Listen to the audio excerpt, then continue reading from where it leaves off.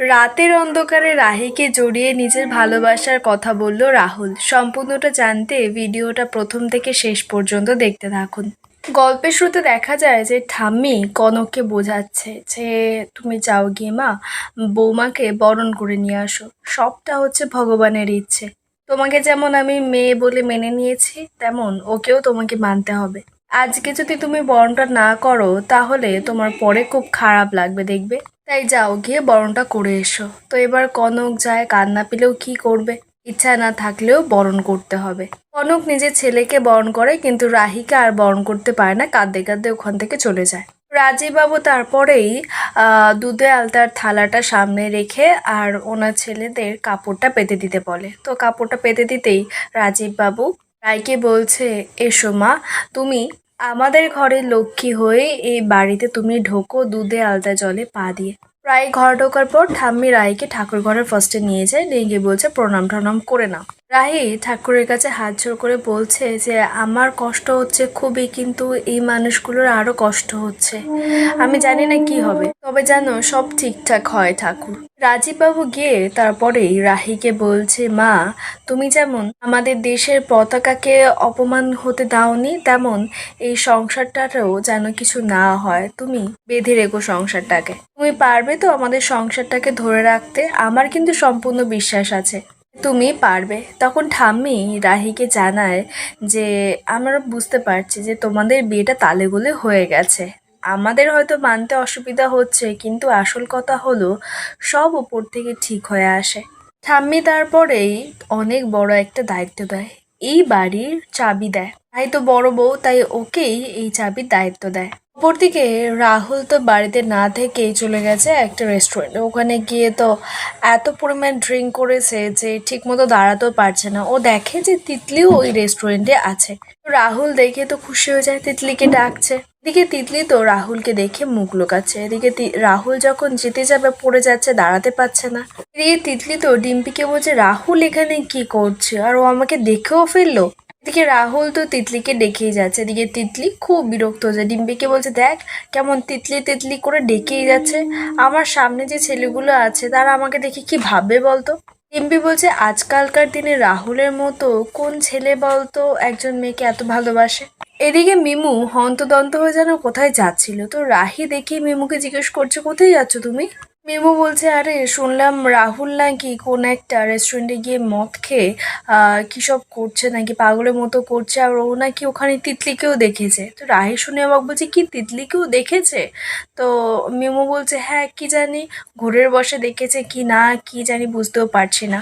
এবার রাহিরও তো চিন্তা হচ্ছে যে রাহুল কি অবস্থায় আছে, তাই ওদের সঙ্গেও বেরিয়ে পড়ে। মেমোর সঙ্গে লাক্স গেছে, তো ওর সঙ্গেও যায়। এদিকে রাহুলকে তো ওয়েটারগুলো আটকে রেখেছে, কোনো মতেই তিতলির কাছে যেতে দিচ্ছে না। এদিকে তিতলি লিম্পিকে বলছে যত তাড়াতাড়ি সম্ভব এখান থেকে আমাদের বেরোতে হবে, নাহলে রাহুল একবার চলে আসলেই হেবি গন্ডগোল হবে। লিম্পি বলছে যে কথা বলে নে, তাহলে তো শর্ট আউট হয়ে যায়। তো তখন তিতলি বলছে কি কথা বলবো, ওর ওই এখানে আসলে ন্যাকা ন্যাকা কথা আমার সহ্য হয় না এসব, আমার যত তাড়াতাড়ি সম্ভব এখান থেকে বিদেশ যেতে পারলেই বাঁচি। তো এদিকে একজন ছেলে আর মেয়ে ওদের কথাগুলো শুনছিল, শুনেই ওই তিতলিদের কাছে আসে। এসে মেয়েটা তিতলিকে বলছে, আমি তোমার কথাগুলো শুনলাম আর বুঝতে পারলাম তোমার বিদেশে যাওয়ার খুব ইচ্ছে। আমাদের একটা এজেন্সি আছে, আমরা মেয়েদের বিদেশে যাওয়ার ব্যবস্থাও করে দিই। তিতলি বলছে শুধু মেয়েদের? মেয়েটা বলছে হ্যাঁ, এটা পুরোটাই একটা প্যাকেজ, আপনি যদি চান তাহলে 3 দিনের মধ্যে আপনাকে বিদেশে পাঠাতে পারি। তিতলি তো শুনেই ওদের কথা বিশ্বাস করে ফেলে যে 3 দিনের মধ্যে ওরা বিদেশে পাঠিয়ে দেবে। তাই বলছে যে আপনাদের ফোন নাম্বার বা কিভাবে যোগাযোগ করবো আপনাদের কাছে। তো তখন মেয়েটা একটা কার্ড দিয়ে দেয়, গিয়ে দেখছে যে পুলিশ এসে যায়, তাড়াতাড়ি করে ওরা ভয়ে কার্ডটা দিয়ে ওখান থেকে চলে যায়। তিতলিও তারপরে ওখান থেকে বেরিয়ে যায় ডিম্পিকে নিয়ে, কারণ রাহুল যা করছে। এদিকে তখনই তো সেখানে রাহিরা সে রাহুলকে দেখতে পায়। কেউ তো রাহুলের কথা বিশ্বাস করছে না, রাহুল তিতলি তিতলি করে তো পাগল। রাহিও এদিক ওদিক দেখছে যে তিতলি কি আদৌ আছে। মিমু তখন রাহিকে বলছে, বৌদি রাহুল নেশার ঘরে আছে, কি দেখতে কি দেখেছে ওর কথা বিশ্বাস করো না। এরপর রাহুলকে তো জোর জবরদস্তি বাড়িতে নিয়ে যাওয়া হয়। ঘর তো পুরো অন্ধকার, সবাই তো ঘুমিয়ে পড়েছে, লুকিয়ে লুকিয়ে তো ঢুকতে হবে। রাহুলকে একটা চেয়ারে বসিয়েছে। এদিকে রাহি তো ঘুমটা দিয়ে দাঁড়িয়ে আছে যাতে রাহুল ওর মুখটা দেখতে না পায়। এদিকে মিমু আর লাক্স গেছে রাহুলের জন্য লেবু জল আনতে। এদিকে রাহুল দেখছে রাহির বদলে তিতলি দাঁড়িয়ে আছে। পিছন দিকে গিয়েই রাহিকে একেবারে জড়িয়ে ধরেছে, জড়িয়ে ধরে বলছে I love you so much. এদিকে লাক্স আর মিমু এসে অবাক, বলছে এটা কি দেখছি, দাদা বৌদিকে জড়িয়ে ধরেছে। এদিকে রাহি তো রাহুলের মুখে কথাটা শুনেই কেমন যেন ইমোশনাল হয়ে পড়ছে। তখনই তো কারেন্ট আসে। এবার রাহুলের গলা শুনে সবাই বাইরে আসে। দাদু ঠাম্মি দেখি অবাক যে এ কি কাণ্ড। এদিকে রাজীব বাবু আর কনক দেখেও অবাক। এদিকে রাহি তাড়াতাড়ি করে ঠেলে রাহুলকে সরিয়ে দেয়। আর রাহুল তখন বলছে আই লাভ ইউ তিতলি। সবাই তো ওর মুখে তিতলি নামটা শুনেই রেগে যায়, বিশেষ করে রাজীব বাবু। রাজীব বাবু তো রাহুলের কাছে যায় রাহুলকে মারবে বলে, তখন দেখে যে রাহুল ড্রিঙ্ক করে এসেছে। উনি তো আরো রেগে গেছে। লাক্স ছুটে গিয়ে রাহুলকে ওর বাবা থেকে বাঁচিয়ে তাড়াতাড়ি করে ঘরে নিয়ে চলে যায়। কনক তখন রাগারাগি করছে আর রাজীব বাবুকে বলছে দেখো আমার ছেলেটার কি অবস্থা করেছো। আর এটাই তো হওয়ার ছিল, আমার ছেলের এই সর্বনাশের জন্য দায় না একমাত্র তুমি। পরের দিন সকাল হতেই রাহিকে সুন্দর করে সাজানো হয় ভাত কাপড়ের অনুষ্ঠানের জন্য। রাহির বাড়ি থেকে রাহির ভাই কাকি এসেছে, মা বাবা তো আসেনি। রাহি তো কাকিকে দেখেই মনটা বেশ ভালো হয়ে যায়, গিয়ে সঙ্গে সঙ্গে জড়িয়ে ধরে। আবার কষ্ট লাগে যে মা বাবা আসেনি। এরপরেই ঠাম্মি ভাত কাপড়ের থালাটা এনে রাহুলের কাছে দিয়ে বলছে যে এই থালাটা রাহির হাতে দিয়ে বলো যে তুমি ভাত কাপড়ের দায়িত্ব আজ থেকে নিলে ওর। রাহুল তো প্রথমেই আগে রাহির কাছে ক্ষমা চেয়ে নেয় কালকে যে অন্যায়টা করেছে সেই কারণে। রাহিও জানিয়ে দেয় যে এই ভুলগুলো যেন বারবার আর না হয়। এরপর রাহুল যখন ভাত কাপড়ের দায়িত্ব নিতে যাবে তখন রাহি জানায় যে এই থালাটা আমি নিতে পারবো না।